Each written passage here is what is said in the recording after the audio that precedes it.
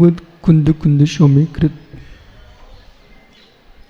श्री समय सारजी ग्रंथ में वर्णित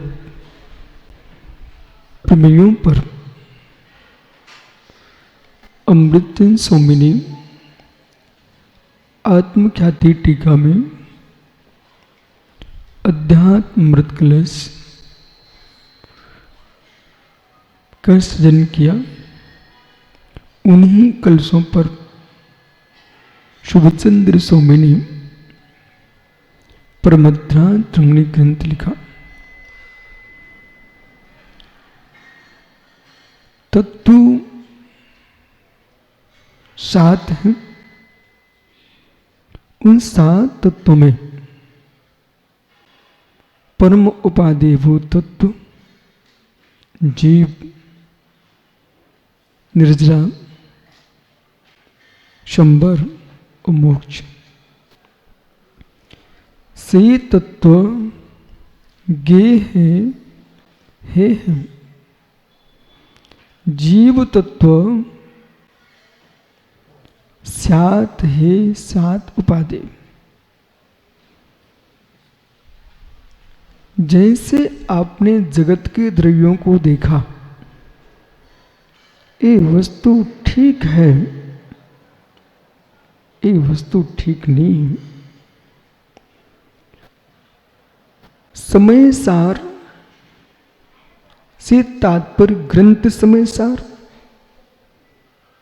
समय सार यानी समय यानी आत्मा,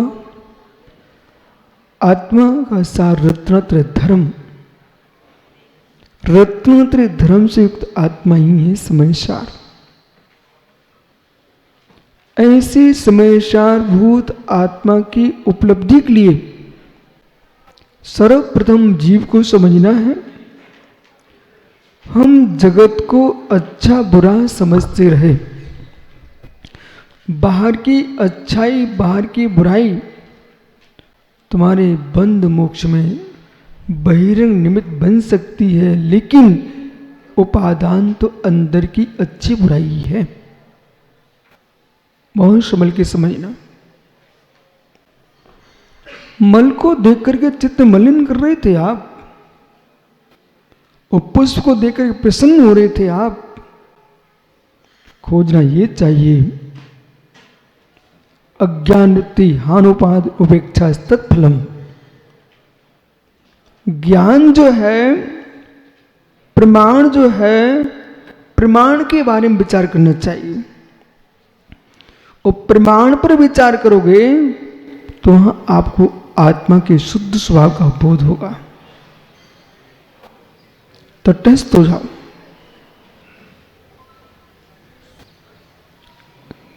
मैं ज्ञानी हूं,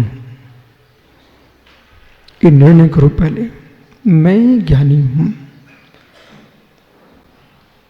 ये क्या है? किसने जाना? किसने जाना? बोलिए बोलिए। मैंने। बहुत बढ़िया। ये पेंसिल है, किसने जाना? मैंने। मैंने पेंसिल को जाना है। वो मैंने कौन है? आंख, कान, जिह्वा, घ्राण, चक्षु, श्रोत, स्पर्शन, बाल, नख, केस, चर्म, हड्डी, अस्थि, मज्जा, शुक्र। मैं कौन है? ओह, जो मैं है वही आत्मा है। जो मैं है, मैं शब्द आत्मा नहीं है। मैं शब्द आत्मा नहीं है। आप पेंसिल बोलिए, पेंसिल बोलो एक स्वर में, पेंसिल। बहुत बढ़िया, फिर से बोलना। जो बोल रहे हो उसे सुनिए आप, फिर से बोलिए। सुनो ना क्या बोल रहे हो, बोलिए बोलिए। पेंसिल। जो पेंसिल तुम बोल रहे हो वो शब्द पेंसिल है कि मेरे हाथ में पेंसिल है?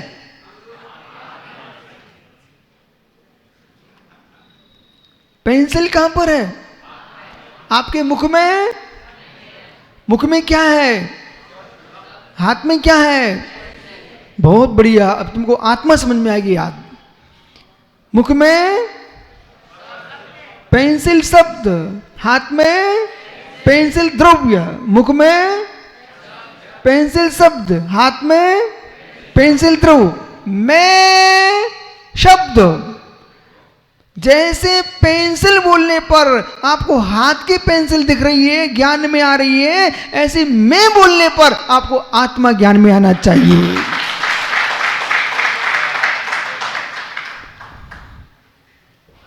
ये तत्व दृष्टि है, ये तत्व दृष्टि है। क्या है सुब्रत सागर? जगत के लोग छिलके सूंघने वाले लोग हैं। आप विश्वास मानना, फल माताएं घर में बनाती हैं, उसके छिलके उत्पन्न होते हैं। उन छिलकों को अपने बाहर डाल देते रोड पर, तो फल खाने वालों की संख्या ज़्यादा मिलेगी कि छिलके खाने वालों की संख्या ज़्यादा मिलेगी? वहाँ बकरी भी होगी तो वो भी खड़ी हो जाएगी, गाय होगी वो भी खड़ी हो जाएगी, स्वान होंगे वो भी खड़े हो जाएंगे, सुअर होगा वो भी खड़े हो जाएंगे, और अन्न गंदगी को देखकर कौए मौए सब खड़े हो जाते हैं। परंतु फल खाने वाला वहां दिखते ही नहीं है, जहां भीड़ लगी हुई है। फल खाने वाला वहां नहीं मिलेगा, वो तो रसोई घर में फल खा चुका है। ऐसे मित्र, अच्छी बातों को सुनने समझने वाले, विचित्र आत्मा प्रचार करने वाले लोग कम मिलते हैं, लेकिन छिलकों को खाने वाले लोग बहुत मिलते हैं।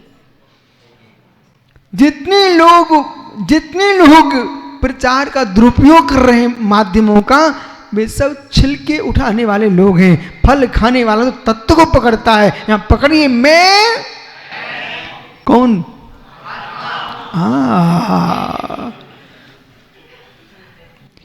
अब लोग यूं कहें कि विशुद्ध सागर जी आत्मा ही क्यों समझाते हैं? मुझे तो घोर आश्चर्य है। तुम जो भी समझते हो वो किससे समझते हो? देखो, अब मैं थोड़े सिखाने पहले ही सीखे बैठे हुए हैं। मैं जगत में जो भी तुम जान रहे हो किससे? चाहे अच्छा जानो बुरा जानो, बालक किससे जानते हो बेटा?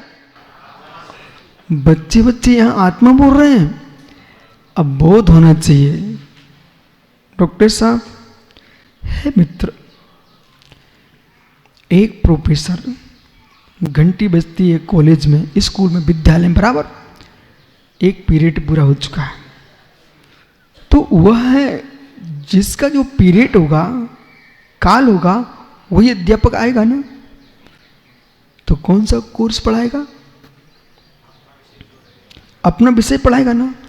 ऐसे देश के श्रमणों से कह दो, आप ये मत कहो कि विश्व सागर आत्मा पढ़ाते हैं, उनको भूल सुधार करो। बोले आपका कोर्स पूजा पाठ पढ़ाइए। उनने मना कब किया? आपका कोर्स पुराण पढ़ाइए, आप मना कब किए? किसी का कर्णानुयोग पढ़ाइए, द्रव्यानुयोग पढ़ाइए, चरणानुयोग पढ़ाइए, प्रतिमानुयोग पढ़ाइए, और जिनको हंसी मजाक करना वही तुम करो, वो भी एक पीरियड है। लेकिन ध्यान रखना,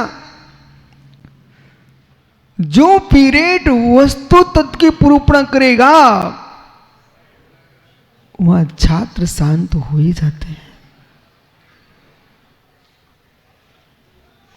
मैं, अब समझिए, जिस बात को लोग कठिन कहते हैं, मैं में नीत है आत्मा, मैं में नीत है आत्मा।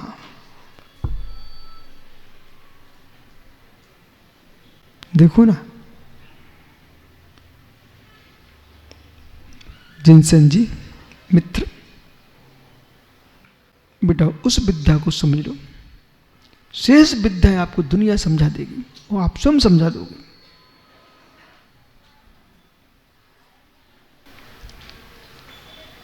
क्या दिख रहा है?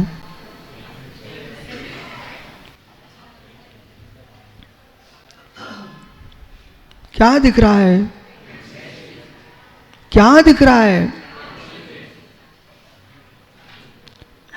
यदि सभा पेंसिल शब्द नहीं बोलती, ठीक है, और मैं भी पेंसिल शब्द नहीं बोलता, ठीक है,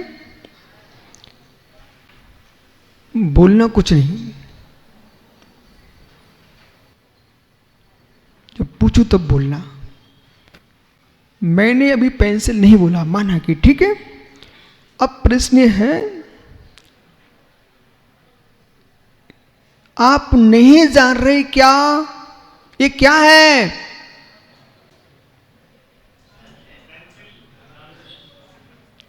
देखा कितने अच्छे श्रोता हमारे, नहीं बोले ना?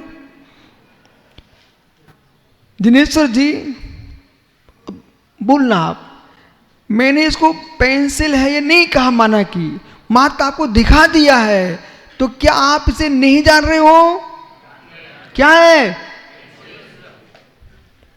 ठहरो पुद्गल कहने वाले, पेंसिल।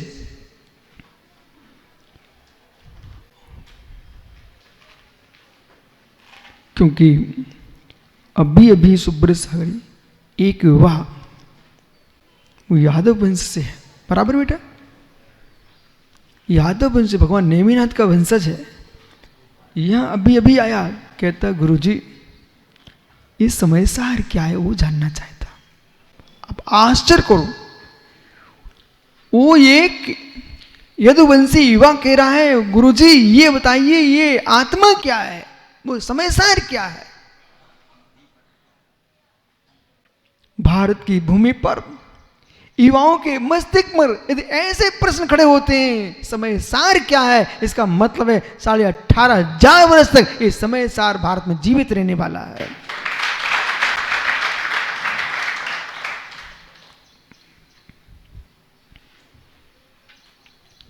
प्रश्न कुछ भी हो सकता है, उत्तर आगम में निहित है।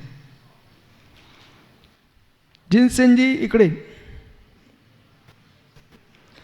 शब्दानुच्चारणेपि सुस्वानुभवन मर्थवत, इस शब्द पर ध्यान दीजिए आप। शब्दानुच्चारणेपि सुस्वानुभवन मर्थवत, फिर से बोलता हूं, शब्दानुच्चारणेपि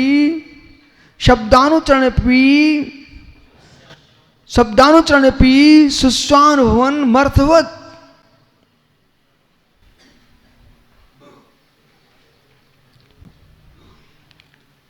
अर्थ यानी पदार्थ, अर्थ यानी वस्तु।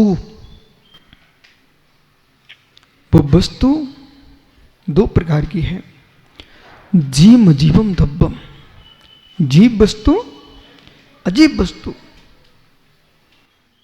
जीव वस्तु चैतन्य वस्तु है, वो अजीब वस्तु अचेतन वस्तु है।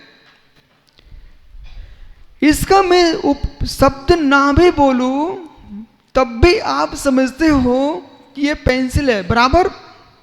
बहुत बढ़िया। जैसे शब्द के नहीं बोलने पर भी अर्थ का ज्ञान हो जाता है, शब्द के नहीं बोलने पर भी अर्थ का ज्ञान हो जाता है, ऐसे शब्द के नहीं बोलने पर भी आत्मा का ज्ञान हो जाता है। वही जो आत्मा है वो सारभूत है, आत्मा ही है शुद्ध समय सार। कोई समय सार कहता है इसे किसको? आत्मा को। कोई पुरुष कहता आत्मा को, कोई चैतन्य कहता आत्मा को। लेकिन समझना चाहिए अस्ति पुरुष चिदात्मा, अस्ति पुरुष चिदात्मा।